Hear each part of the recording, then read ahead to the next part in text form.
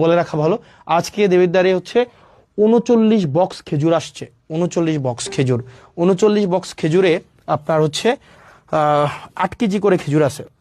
মানে এগুলো হচ্ছে গভর্নমেন্ট দেয়, মানে বিভিন্ন জায়গা থেকে এগুলো নিয়ে আসে। টোটাল হচ্ছে 39 বক্স খেজুর। আমি যদি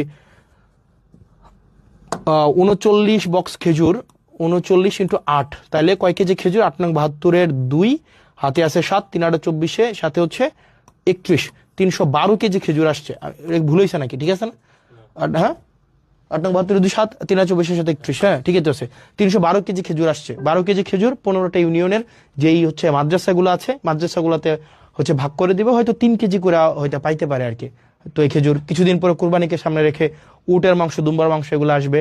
তো আমরা চাই প্রত্যেকটা মানে এক পয়সা এক পয়সা যেন, যে জিনিসটা আপনারা যেন বুঝে পান, মানে এই জিনিসটা যেন হচ্ছে কোনো মধ্যস্বত্ব ভোগী ঢুকে বা চেয়ারম্যান মেম্বার নিজে